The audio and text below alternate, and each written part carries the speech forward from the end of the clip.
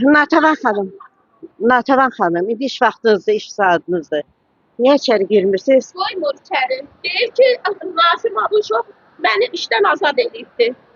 Ona görə sizi içəri Yox, buraxmırlar. məni işdən azad edibdi öz başına.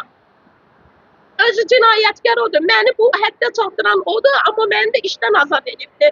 Xahiş edirəm kömək edin. Belə şey olmaz. Mən Natəvan xanım, polis bölməsindən gəlsin. Bəli. Polis bölməsindən 18-ci polis Nə bölməsinə yazmış? Nə şikayətimi bildirdim. Baxın, ekspertizaya da kağız almışam ki, ekspertdən keçir.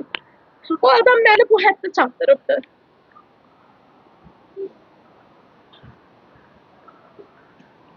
Ekspert kağızı.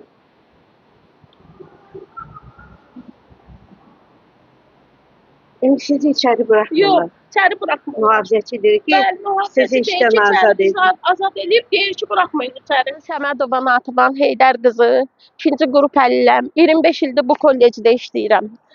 Bu Nasim Abuşov 2 aydır ki, bizim kollecə gəlib, direktor vəzifəsinə. Gəldiyi gündən hamını hədələyir. Yəni tək mən deyiləm, məndən başqaları da var. Hədələyir, bizim əlavəmizi kəsir, bizi işdən çıxartmaqla hədələyir. Deyir çıx, hər yolla şər atır, çıxartdırır. İndi bir neçə adamı çıxartdırıbdı. Ancaq öz ətrafını gətirib yığır. İndi də mən neçə dəfədir məni üstümə gəlir, pulumu kəsdi, şikayət elədim. Sağ olsun Təhsil Naziri bərpa elədi. Amma təzədən məni bir gün keçir, mən şikayətimi götürmüşəm. Təzədən bir də məni çağırır ki, əlilsən, əlilliyin, mənim əlilliyim asma xəstəliyindən 6 yaşımdan xəstəyəm. 2013-cü ildən ömürlük əlillik alıram. Amma indi mənə deyir ki, yox, ged əlilliyindən imtina elə, yoxsa mən səndən işləyə bilmərəm. Nə bilim nə. Dünənləri də evə getmişəm. Mənə mesaj yazdırıb ki, mənim az yaşlı oğlum var, mənim imkanım yoxdur, kirayədə yaşayıram. Yəni evimdə qaldığım yer Həzəslanovdadır. Mən burada uşağım Ankara liseyində oxuyur.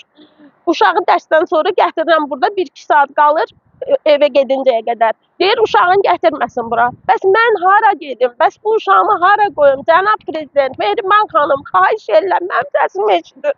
Qurban olum sizə, mən yaşaya bilmirəm. Məni bu adam ölüm həddinə çatdırıbdı. Baxın, qollarımı doğramışam bu günləri. Məni hətta dözə bilmirəm. Xahiş edirəm, Təhsil Naziri kömək edin mənə. Mən yaşaya bilmirəm belə. Mən uşağımı haradım, uşaq evinə qoyum, neyniyim? Bu adam məni çıxartmaq istəyir. 1000 yolla bilir ki, ən zəif yerim uşağımdır. İndi uşağımdan yapışıbdır. Bilir uşağımı atmaram. Laborant işləyirəm, heç nə ani bir laborant işləyirəm, işimi bacarıram. Hər bir şey, yəni öhdəsindən vəzifəmin gəlirəm. Amma bu adam məndən əl çəkmir. Gəldiyi gündən bu adam məni qaralayıbdır. Başqa iş yoldaşlarım da var. Onlar da elə gündədir. Onlara da belə eləyib. Uşağımın 6 yaşı var. Dərsdən çıxandan sonra gəlir yanımda. Bəli, 1-ci sinifdə oxuyur. Ankara liseyində çox yaxşı da oxuyur. Amma uşağım stres yaşayır. Uşağım hər gün belə şey. Dünən axşamdan mənə zəng ediblər, uşağı gətirmə. Uşaq gecəni 4-ə kimi yatmayıbdı. Xahiş edirəm prezidentimizdən qurban olub. Mənim səsimi eşidin. Başqa yolum yoxdur. Özümü öldürmək istəyirəm. Çünki belə yaşaya bilmirəm. Çünki mən aldığım maaşı ancaq ev puluna verirəm. Ev pulu verirəm. Prezidentimizə, Mehriban xanıma, Təhsil Nazirimizə xahiş edirəm mənim səsimi eşitsin Emin müəllim.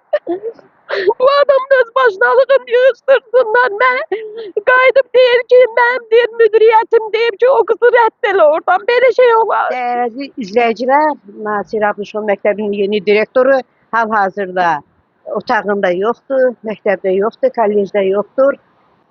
O qarşı tərəf kimi onda müsahibəsini almağa biz hazırıq.